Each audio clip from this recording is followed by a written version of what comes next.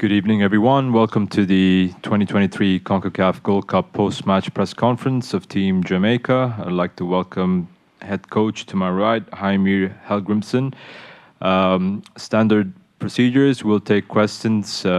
Please identify yourself by name and organization. We'll jump straight to questions. First question. Go ahead.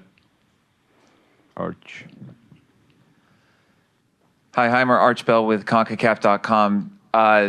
Nice win for your team tonight. How satisfying is it that you got goals from all across the board? It wasn't just one single guy scoring 2 or 3 goals. You had goals all across the board, contributions, assists from pretty much your whole team out there today. How satisfying is that for you, especially in this group stage finale?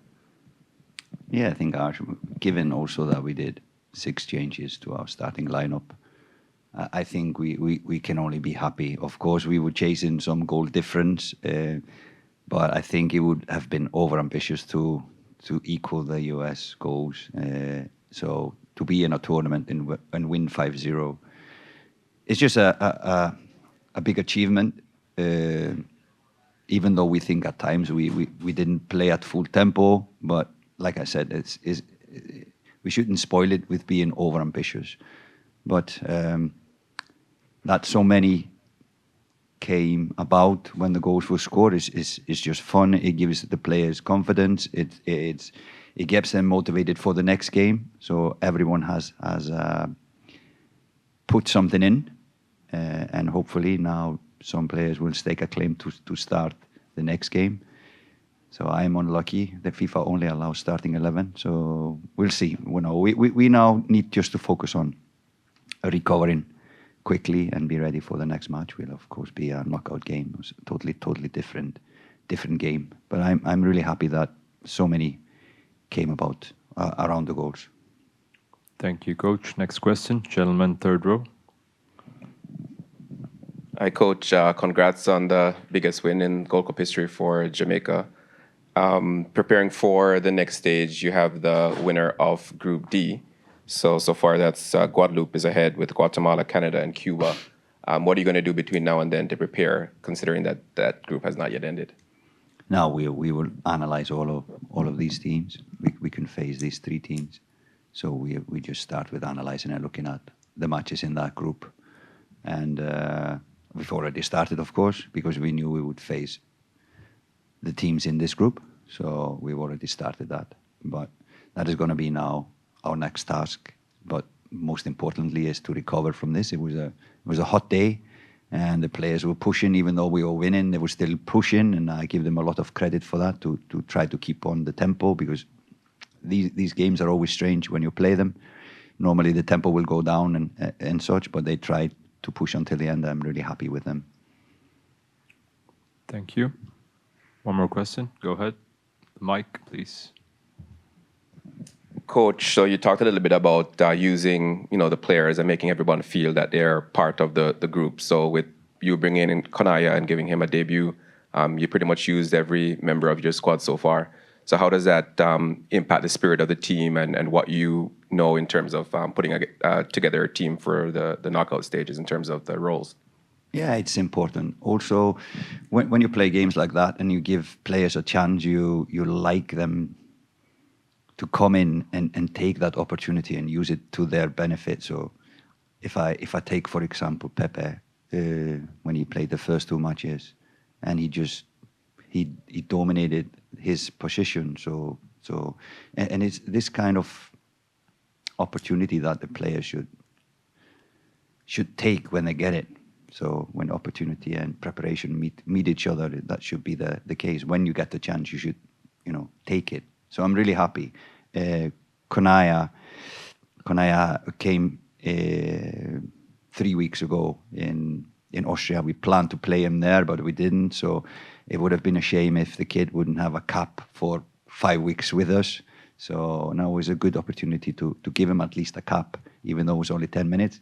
He gets 1 tick behind his name in the CV. National team for Jamaica games. So it's a good to be able to give him that at least. Thank you, Coach. We'll take a few questions for our colleagues joining us virtually. Livington Scott, please go ahead with your question.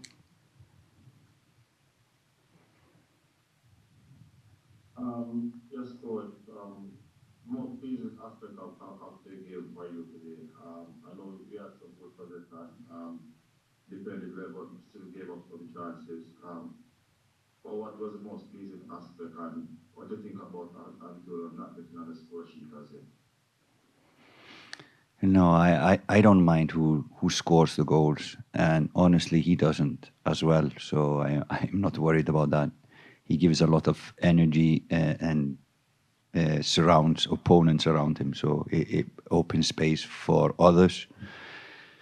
Yeah, and maybe the most pleasing thing is that we were quite disciplined, even though in the end we kind of were going for it to try to score more goals. Then always it leaves the defense a little bit vulnerable when we play two strikers in the second half and then attacking wingers, and we kind of try to throw everything. So of course when we lose possession, we are open, but sometimes you need to play that much. But I'm pleased with the attitude of the players for 90 minutes in this game. Displeasing, I thought we started quite slow, but given that it was a real baking oven inside the stadium, so it's easy to sit on the bench and scream at the players and say run, run, run. But yeah, I was pleased with the character of the team and the spirit, and that they went on and kept on until the end of the match. Thank you, Coach. Next question, Rashid Barshman. Please go ahead. Yes, good evening, Coach. You mentioned here about tempo being up. It was at a fairly more attacking second half than the first, and you also mentioned chasing goal difference. But yesterday you said that it really didn't matter where you finished. So at what point did you decide to really go for it, and what changed in the second half? No, at 2-0 at halftime, we just discussed, should we go for it, and then we went for a different tactics and other players, and so at halftime we of course hoped that we would have scored more goals, but we decided as a team that we would just go for it instead of kind of pulling the plug off the tempo and just keep possession. We wanted to use this game to try to create more up front, but then again, like I said before, you leave the defense a little bit naked. So, but that was kind of a decision. We wanted to go for it, see how much we could do, because the first half we were not happy with the tempo. But like I said, that's given the circumstances, difficult to go into a game and pre-deciding you're gonna win it big. But I think all the credit to the players. So repeating myself again. Thank you. Next question from Leighton Levy. Please go ahead with your question.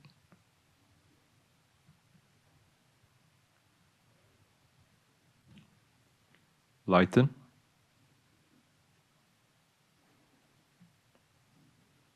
Okay, we'll move on to the next question.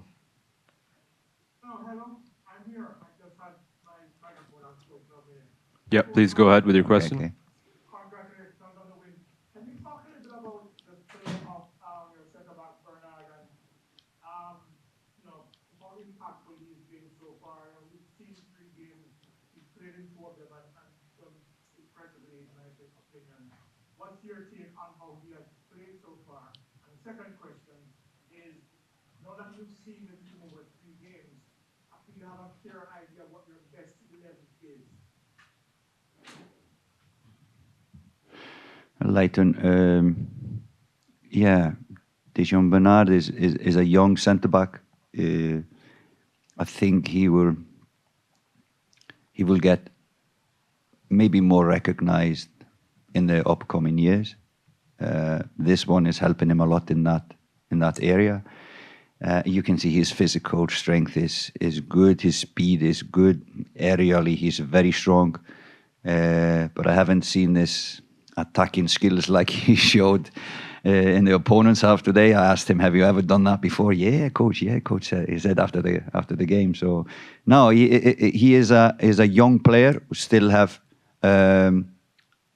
some things to learn, and he is going to grow for sure when he starts to play regularly this season. So I give him a lot of credit. He is new into the squad, like Demari, like Latibotier, and they seem to gel in really quickly, knowing their role in the team, and I'm really happy with all of the players. But you mentioned him, and he's done really good since he came in. And like I said before, you give someone a chance and he takes it, and that is pleasing for coaches when players put you in a spot. Now I'm in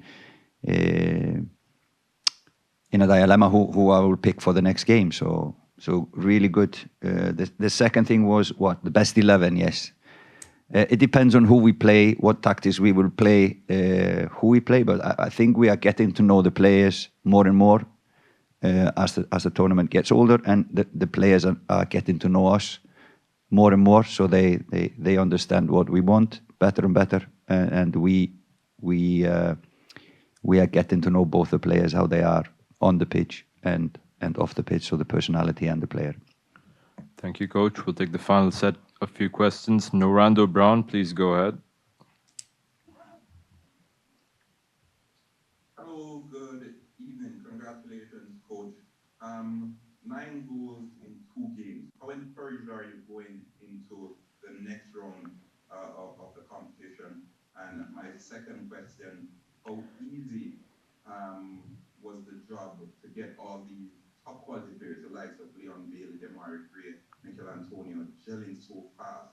Because it's very pleasing on the eye to see.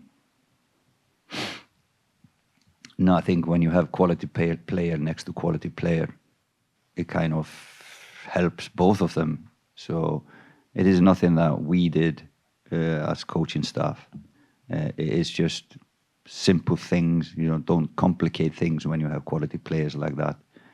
Their individual skills will take care of the details. So it's really pleasing how we have done, and hopefully we will continue that. We are not going to be carried away with these 2 wins. We need to focus. Next team is a strong opponent, whoever that will be, and we need to be focused and balanced, and we cannot be as open as we were in the second half today. So we need to fix a lot of things, and we need to prepare for a totally different match next time. It was 2 questions, sorry, and the first one was 9 goals. Yeah. Well, of course, when you have players that can score goals like we have, there's a lot of goals in our wingers. Is a goal in Whisper who comes in, Kahim scored or an own goal. So we have a lot of goals in the wingers, and then we have Corey, we have Shamar, we have Antonio as strikers. So it's a lot of goals in the Jamaican national team, but we need to find the best balance who we can play. We cannot play all 7, 8 of them. Thank you. We'll take the final 2 questions. Just a kind reminder, please limit your questions to just 1 question. Daniel Wheeler, please go ahead. Sorry, Coach. Just one question from me. Given you explained your reasons in terms of when you decided to really just go and press the issue to cut down on the goal difference goal difference between USA, but do you think it will have a secondary effect, showing the type of tempo and intensity that you want the team to start with for the next round? Do you think it will have a secondary effect to make sure that the players know what the tempo that you want to start off with? No, I think it's good to push because it is unusual. We now have a week to prepare for the next game. The side effect of trying to push and win big is more fatigue, risk of injuries, etc. But luckily, I think the only player who really got injured was Amari, and now we have a week to get him fit. He could finish the game, but he was in pain. So, but the side effect, of course, is fatigue. But we have, and we thought about that. We have a week to recover. Now we're going to give the players 2 days off, just so they're not listening to our meetings every day and going to training every day. So hopefully they will come both mentally and physically well recovered in 2 days. Thank you. Final question back there, and then we'll wrap up. Robert Williams, IRFM Jamaica. Coach, on the subject of goal scoring, the questionnaire before mentioned 9 goals. It's actually the first time that Jamaica has been scoring 10 goals in the group stage of a competition. You also mentioned that at halftime you decided to step it up.